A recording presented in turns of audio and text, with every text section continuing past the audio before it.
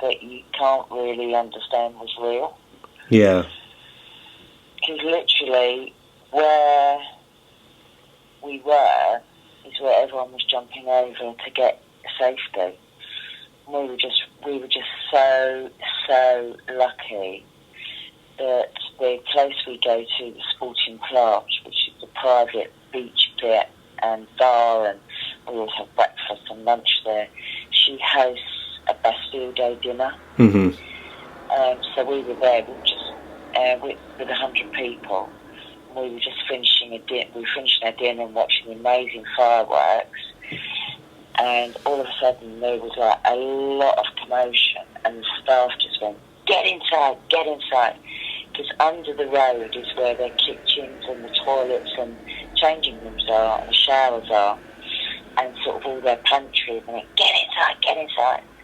And we all sort of went under there, and they went into lockdown, put all the flood metal gates up to stop. But people were, and you could hear what you thought was gunfire, which some of it was, and the rest was above sort of the restaurant bit and at the side of the Promenade des Anglais. It's like tin as it comes out. It sounds naff, but it's not. And so many people were jumping on it and running on it. Again, it sounded just like absolute, and it sounded like more mayhem than was even going on. It was awful.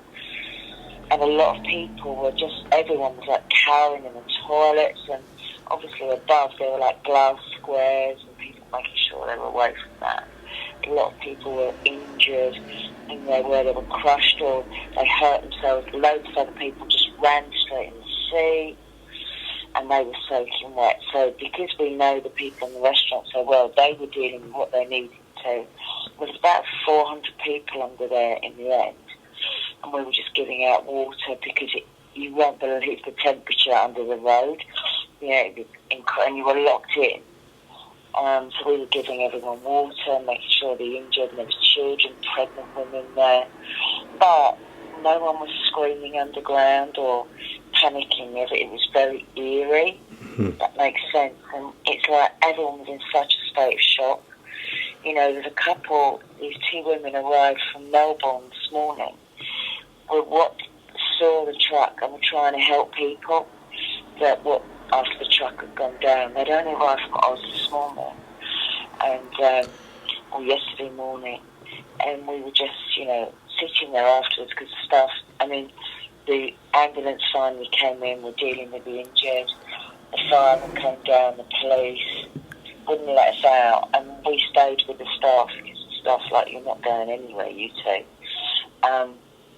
And then we were as we came out, the police and that went, right, you look straight ahead, don't look either side, and there's police. We're like 5 minutes from our hotel, so we had police all the way up to our hotel. But this poor couple from Australia, it's like, we were giving them their phones so they could ring and let their people know they were safe. And I tell you what, Mark, it was just unreal. I cannot describe it. It was absolutely terrifying. But, people were really looking after each other down there, because it's like, you can't get enough water out to those people immediately because it was just so hot. They were all looking after each other. No one was, people taking care of each other and the children, and, but people were just cowering, terrified. But you just, as I say, the staff are magnificent. Absolutely. And you go outside where the veranda bit is, and then you've got all the beds down to the sea. The damage, it's very upmarket, but the damage now where people have just jumped down and people literally running for their lives. And running into the sea, and, so they were saturated. But the police, you hear so many rumours. We heard rumours that there were other people around the city that were doing this, that and the other. You just don't know what's lost in translation. And because this was coming from, other people that were speaking to the police, you don't know. So where the lorry came to finish? How far away were you from that point? Well, we were told it was literally above us, and then it went further down. We were told it was just above us. But the Negresco is probably, it's spitting distance from where we were, which is where they were looking after the injured. Because it goes the Negresco, the Westminster, and we're opposite the Westminster. Mm-hmm. Because you go to Nice, Nice most years, don't you? It's always like an annual every visit. Year, but yeah. Normally we go to the Ironman, but because the Ironman was on the 5th of June this year, and I was away with Carl, and the weather's really crap that time, so we didn't go to the Ironman this year. So we thought, you know what, the Bastille Day will be brilliant. So that's why we came over for Bastille Day. Was it now? It's what's it now? 6:30 in the morning or 7 o'clock? What's it like now? Yeah, it's 10. It's 10 to 8 here now. To be honest, we didn't get to bed till probably about 3. By the time we were sort of let out, and we had a drink with a lot of the staff, because the staff, it's their friends, it's their families up there. And, that's where we always sort of stand and we're watching the Ironman, and it's where everyone is. It's where you cross the road, it's where everybody is. But, if you see the owners of, like, Sporting Plage and their stuff, they were just, it's I think that's why Hills and I sort of went into overdrive with, like, let's get water to people, let's do this, let's clear up, let's do this, let's make sure people are okay, is there anything we can do? Because actually you're not thinking about what's going on, you just like put your mind somewhere else, don't you? The speed in which they got us in, and as I say, and then they were seeing other people like cowering behind things, so they were opening one of the side doors and grabbing them in and then locking these big metal doors up. You didn't know what was going on at all. You really didn't. And they were going, don't go near, because there's like grating by the 2 metal doors that they normally put things up there. They're going, get away from that, get away from that. You just don't know what it was.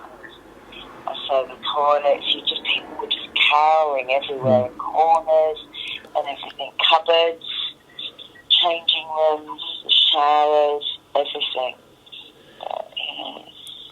The French people must. What's their mood like? This is yet another dreadful attack. Did you get a feeling of why us, or where's this going to end? Yeah, and they're numb, absolutely numb.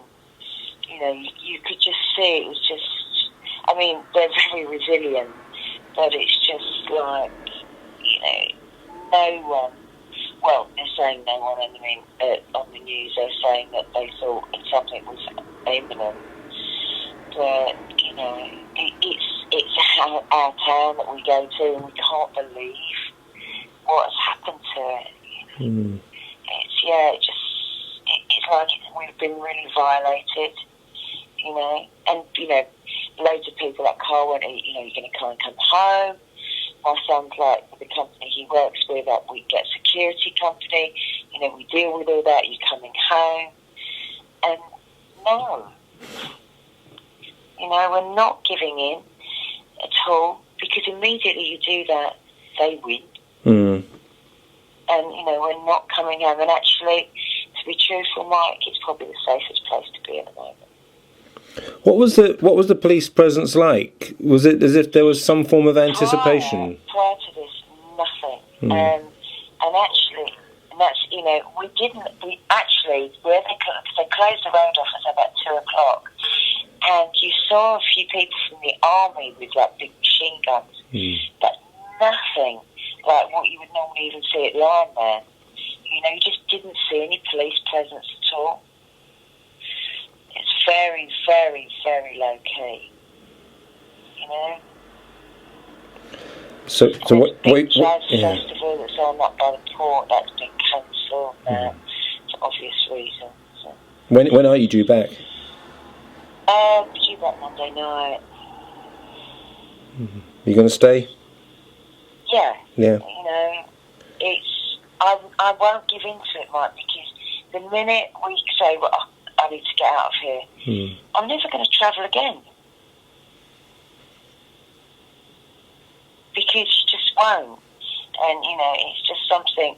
And I think it's one of these things we've got to talk to people to just get it out there. I mean, we're lucky. Do you know what?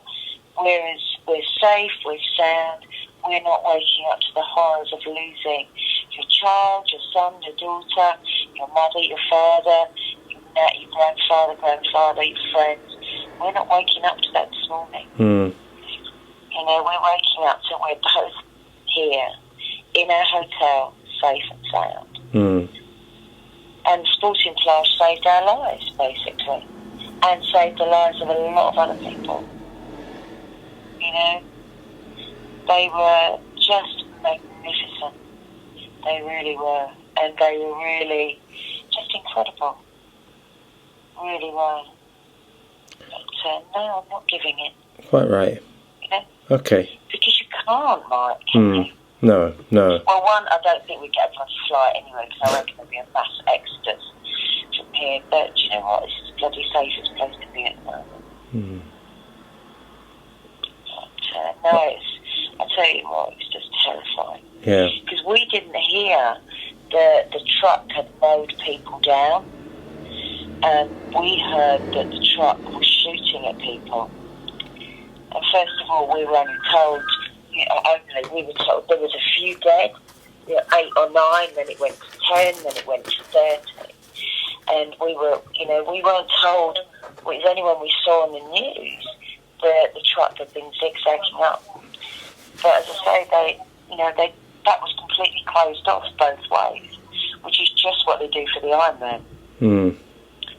But the police presence was minimal. We don't know what was going on behind the scenes, but it was minimal. So, it'd been such a fabulous day, Mike, and, we had the most amazing meal with really good friends, and, the fireworks went on for 20 minutes. They were brilliant, We were just like, wow. And then it was like, get in. And pretty damn scary, Mike. But we're safe. You're safe, yeah. That's the main thing. We're not the ones that I cannot even begin to believe how people are feeling this morning. We did a couple of people we saw with blood on them. And then other people where they were jumping down have hurt themselves. Because it's got to be 20, 25 foot drop. And people are just jumping over it. To get, running in the sea. Oh, it was just awful.